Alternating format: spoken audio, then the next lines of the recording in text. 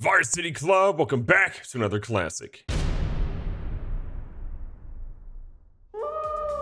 Let's just say that things got spicy last week. We lose a pivotal game against a top 10 team that could have catapulted us back into the top 3, in my opinion. Not even top 5, I'm talking top 3. But the interesting thing is that when you take a look at the conference standings, we're not exactly out of it yet. As things currently stand, we are one game back from both USC and Nebraska, and we're currently tied with Purdue in terms of losses, but we have one more win, but ultimately they'll play more games. They're ranked number 20 in the nation, we're 11.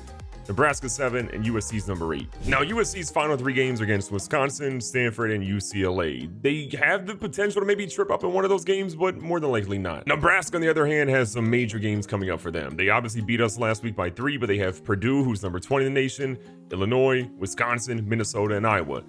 I think they have more of a chance to possibly trip up and maybe get back to 2 losses, which means as long as we win out, and maybe some things fall our way, we can make a run for it. I guess in theory, they'll hold the tiebreaker, so we're just gonna hope that our overall record is better than theirs. Maybe they slip up and just fall off the deep end, but we're technically still in it. We just gotta control our own destiny and win out, but we should have won last week. Speaking of last week though, we did get a fantastic recruit, George Fry, who obviously we need a little bit of help in middle linebacker going forward.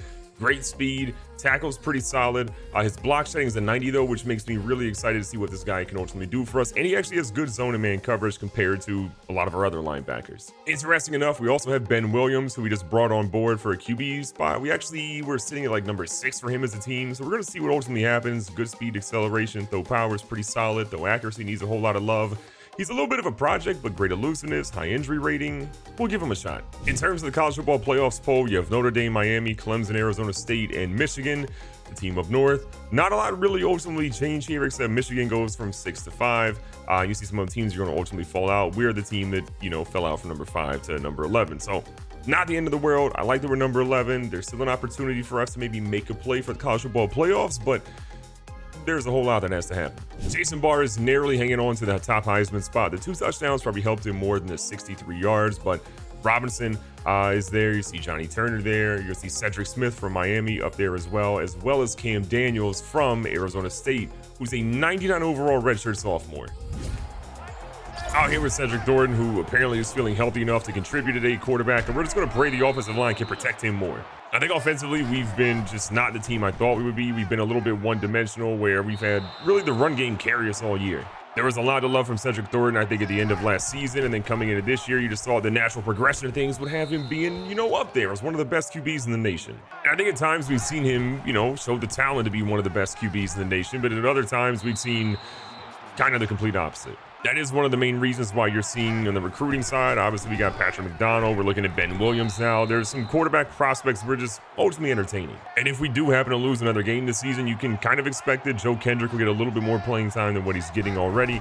Kendrick has obviously shown, some great promise out there, but we want to see ultimately what he has, because there's probably going to be a competition next year. Well, first, and again, we're having a really great drive against Minnesota, and I'm honestly just happy that we have non-inclement weather, because every time we've had inclement weather, it's been bad news. Thornton always looking pretty good at the moment, 2nd and 6. Immediately feels it, but he still went over the top. Jared Gold is going to get that with a defensive back, having his back turned to him. He gets 13. Gold already has more receptions than he had last week, which is a W. Speed and Gold, he slides over the left-hand side, comes back to the right to pick up any blocks here. Barr skirts his way up the middle, nearly has the first down, and they say he's just shy. Little opportunity here. It actually looks like, you know what? Sean Stewart is out for weeks. We have Anthony Minor, the backup tight end and a halfback right now. Okay, big fella, we see you. And as it heads up the injury report, we forgot to go over, Sean Stewart's going to be out for 2 weeks with a strained shoulder, so that makes things super interesting, and that also means that Tom Baker is our next halfback on deck. Baker's obviously an athlete coming in, so we really trust him to, potentially be that guy for us. But first and goal, we're trying to get in the end zone here.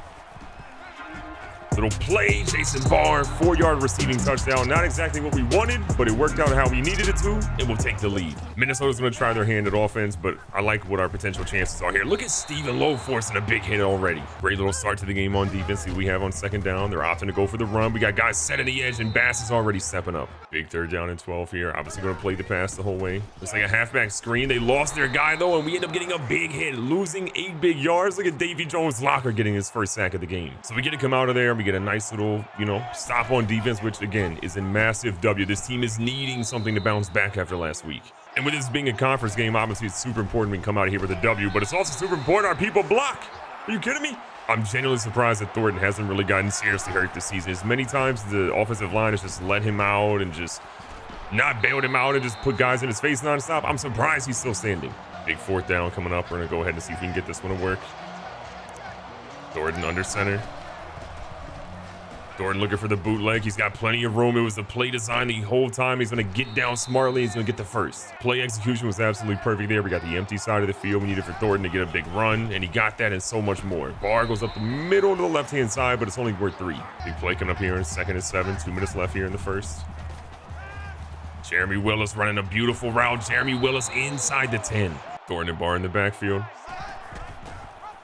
We end up not really running the play we necessarily wanted to. We probably should have given that one to Barr, but we still find 3. Barr and Baker in the backfield this time. Thornton looks to keep it. He goes up the middle, completely untouched. A 4-yard touchdown run again. We will take the points however we can get them because the last couple of weeks, they've been slim. We came out fairly strong in last week's game, obviously against a much better opponent, and we honestly fell flat in the second half. So our goal right now is to put up significant points in the first half so that even if we come out flat, we're okay. Minute left here in the first quarter, Minnesota sitting on play actions. Their running game hasn't really been all that great, so I'm not quite sure why they're going with play actions, but it is what it is. Their quarterback literally has all the time in the world. He's going to find one, and Walker gets open for 12. There's been a lot that's been weird this season or disappointing, but I think the most disappointing part has been just the lack of production from our defensive line.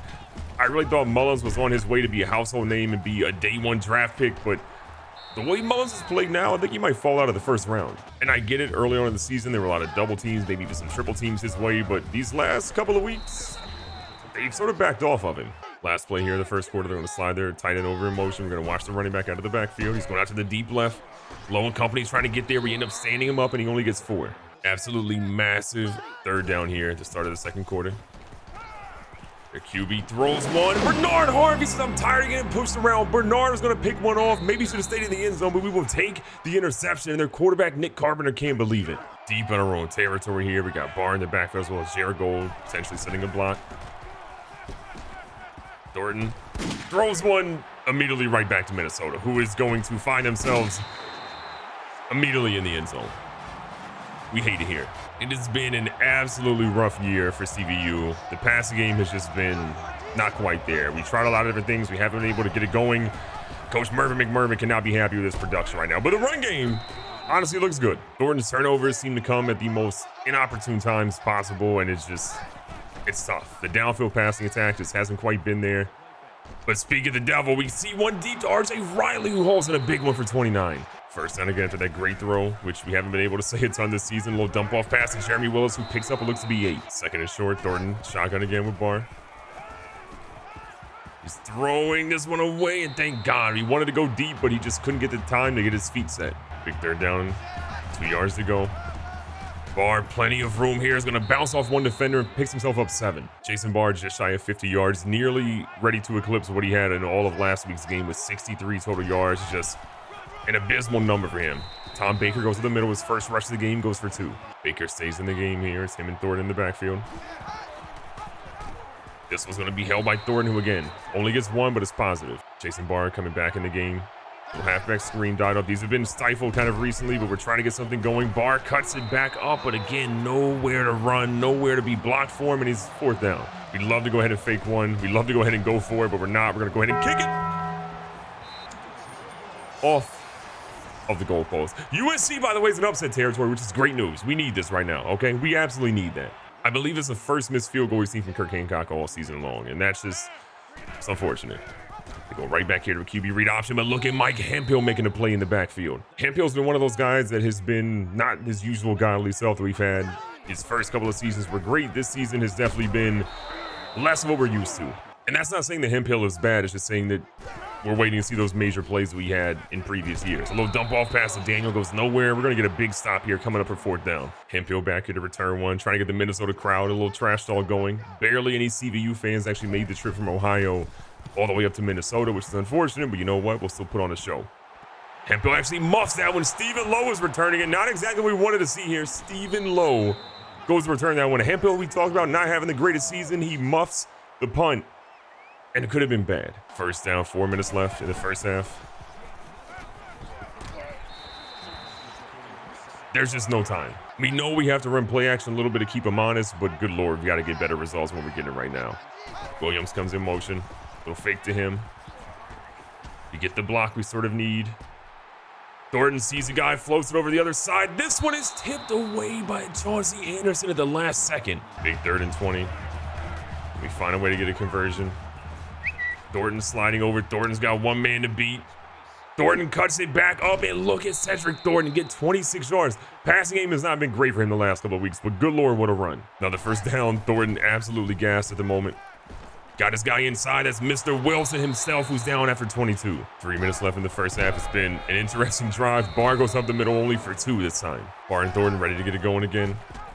Thornton's going to keep it, and Thornton has just been having a heck of a game on the ground so far, nearly getting the first. Unfortunately, Thornton's day might be done. He actually went down with an injury there. Probably been running with him a little bit too much, but with the way the offensive line and pass game have been, we sort of had to. Kendrick hands it off to Barr. Barr goes up for a 4-yard touchdown run. But I'm definitely nervous about the status of our starting quarterback right now. So we find out Thornton actually has a strained shoulder. I think we're going to take it as an opportunity to just not play him for the remainder of the game unless we need to. We're going to give him a well-needed day off because just things have not been clicking for him. And if it's a throwing shoulder, which it looks like it is, we need him to chill. 2 minutes left here. They actually did call a timeout on this previous play. And what an unbelievable catch, hit, and then fall. And there's a flag in the play. I don't actually know what it is. W. We'll absolutely take that. We'll go ahead and accept that and make it 2nd and 20. 2nd and super long now with 2 minutes left. Again, Minnesota only with 1 timeout, or excuse me, 2 timeouts remaining in the game.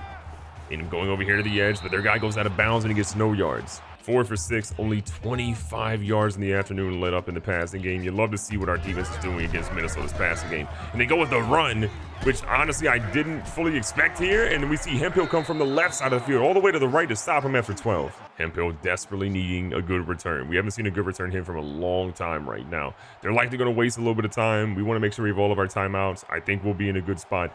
But Hemphill with the dropped one, with the yards he's given up, with not having as many interceptions as we saw in the previous season or two, I don't know if this is going to be an award-winning year for him. And with the team being down like this, he won't get the national recognition that he probably deserves. This ball's going to be kicked pretty much exactly where Hemphill's standing. He feels it cleanly, which is always good news. Runs into his own man, and again, it's 8 yards, but it's not what we expected. Big 1st and 10. Remember, Kendrick in the QB this time. Little small dump off to Tom Baker, a little behind him, and that's why they call him CTE. I don't think I've ever seen another human being get hit as hard as we see Tom Baker get hit week after week after week.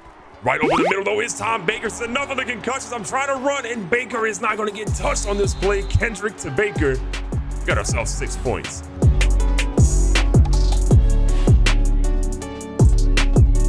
So going into halftime, even with our starting QB hurt, we got a 28-7 lead. Not mad at that at all. Minnesota's starting to put together a pretty good drive here. They're looking to get something going. Jake Coleman, though, meets him after 1. 2nd and 9. Carpenter, a lot of time here. He throws one underneath. Coleman, though, is ready and pushes Thomas out of bounds. One of the best things in today's game is we've held them under 50 passing yards in the day. Did not expect that, especially going into the second half like we are now, but we will absolutely take it. Cross moves around a little bit. Looks like a possible screen coming up here. They can't go anywhere, and a big-time player makes a big-time play. Mark Mullins. About time he gets a sack again. Kendrick staying in the game, obviously. See what him and Barr can do as sort of a tandem. Barr finding a little bit of room here, and he gets 5. This is also a great audition for Joe Kendrick because the way Thornton's been playing, turning the ball over, this gives him an opportunity to show that he can really manage the game. If we're being honest, though, I mean, that pass he threw down the field to Tom Baker, seeing Baker be able to get down the field like that was huge. We haven't seen Tom Baker run like that in God knows how long. 2nd and 13, Kendrick goes from under center. He sees the pressure, but he's got a guy open, and he hits Williams, who barely gets a hold of that when it stays in bounds long enough. Kendrick a perfect 4 for 4 in the day, 76 yards so far for him. Makes a little adjustment. Sees his guy, and that's a risky pass that we didn't need to throw. A guy in his face, throws it. That's a heck of a tackle there by the offensive lineman, but a forced throw turns into a turnover, in Minnesota, down big, has an opportunity to cut in that lead. Minnesota with prime field position and an opportunity to try to change things up a little bit. Their quarterback, though, in shambles and gets hit this time by Davy Jones. Open the locker because he's got room for you. 2nd and 15. A couple of guys moving in motion here. They got a couple of pancake blocks going. All of a sudden, number 12 is finding his way nearly to a first down. Minnesota has actually only converted a single 3rd down conversion today. They're trying to make it 2 here. Going with their quarterback, we mess up a bit, and Harvey gets him, but again, it's too little too late. This is what we talk about. The second half is just one of those halves that we just have struggled in. Either we're great in the second half, or we're absolutely abysmal. There is no in-between for our team. Lowe gets picked up from a block immediately. The running back goes through. Mullins is able to tackle him, but it's 13 yards too late. We've seen, again, some of the worst pressure from our defensive line I think we've ever seen in Cascade Valley history, and it shows when the run game is this dominant. The good news is I think this year we've been significantly more heavy on some of our defensive recruits, especially the defensive line, and that should make for a really interesting year next season. And that is great, but it also means that our offense has got a lot of holes in it as well. Without Barr, who knows what we're going to have? We know we have Sean Stewart. We know what our secondary should be doing, but good Lord, they have played terrible this year as Sean Daniel beats double coverage on that. So Minnesota has cut the lead in half. Again, we're going to be sitting our starting quarterback until he gets a little bit more time to recover, potentially coming back in this game, but we don't necessarily need him as long as we can hold on to a double-digit lead. I also really like the opportunity for Joe Kendrick to just see what he can do against a little bit of adversity out there. 2nd and 10 for him. Jared Gold was open, but what a play by Chad Williams to deflect that. So after Joe Kendrick started a perfect 4 for 4 today for 76 yards, he's had an interception and an incompletion since then. Trying to get Jason Barr going on a passing play. It's been tough, and he gets hit again. So close to pulling it off, but we got a punt. We're too deep in our own territory for this. 2 minutes left here in the third. Minnesota, plenty of time on the clock. And the way this running back is moving, we're in shambles. 2nd and inches. The quarterback goes to keep it, but Bobby Edwards is there for a 4-yard loss. The quarterback has not been great on those QB reads. He's only had one that's really been worth anything at this point.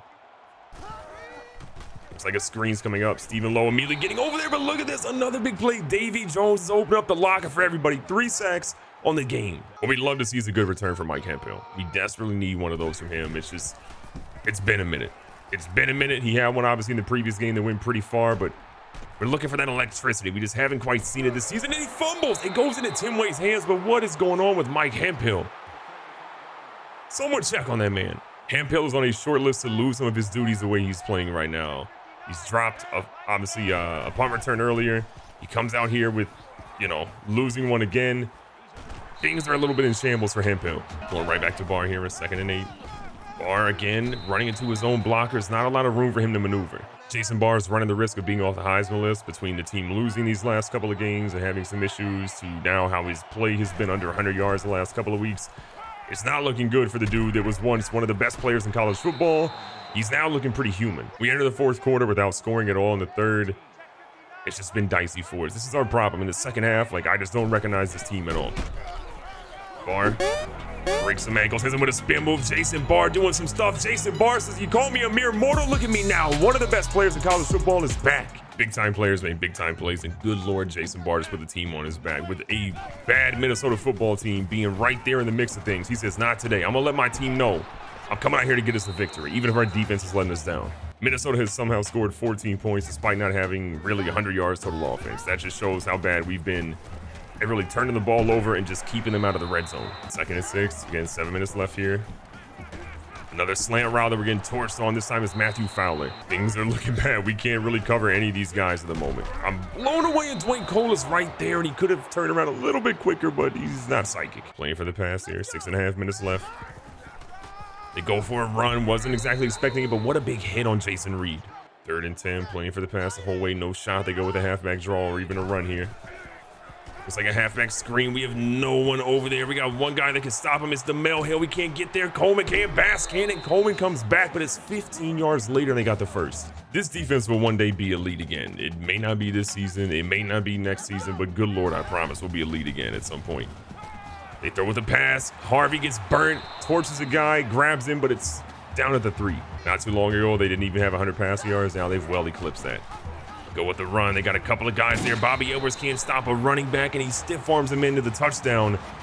Minnesota's right back in this with 5:50 to play.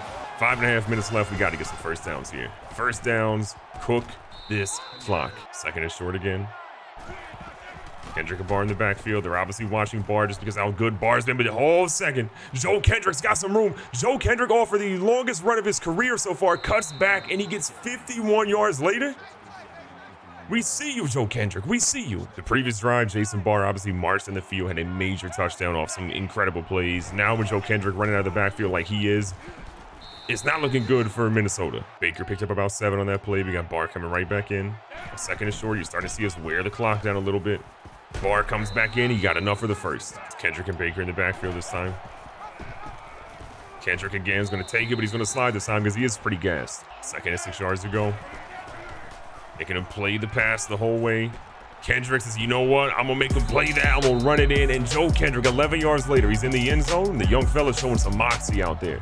That drive was incredibly important, had a lot of runs, had a lot of just continued motion, and we kept so much time off the clock, putting Minnesota in absolute shambles as they throw another one out of bounds. We have 3 minutes left in this game. They're down 21. The chances of them coming back are now slim and far between. They throw one over here. Fowler's there, and again, this man just learned or unlearned how to catch.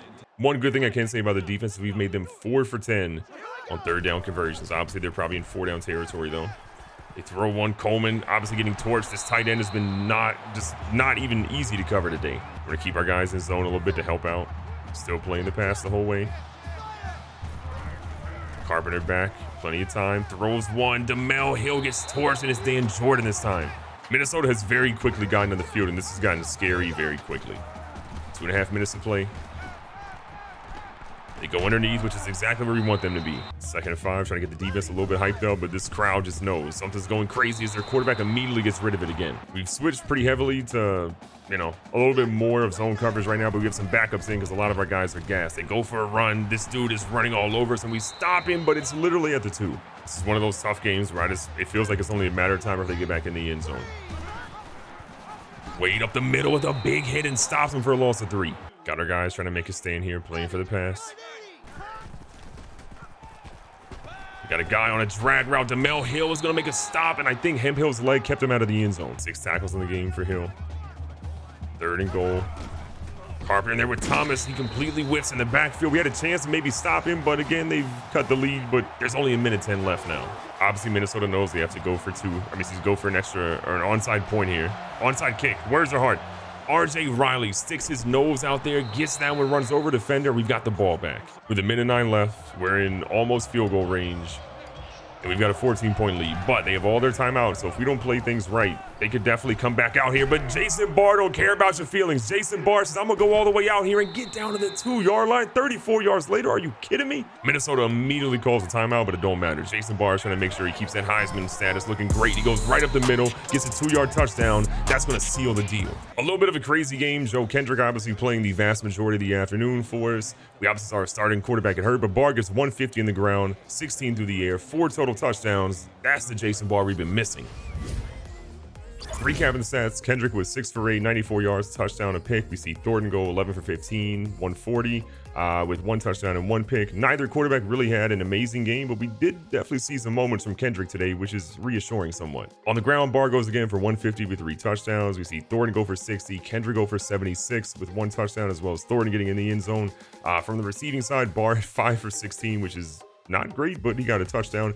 Baker has 4 for 90 and 1 touchdown. Great to see him get back involved in the offense, especially with that 58-yard grab they had earlier in the game.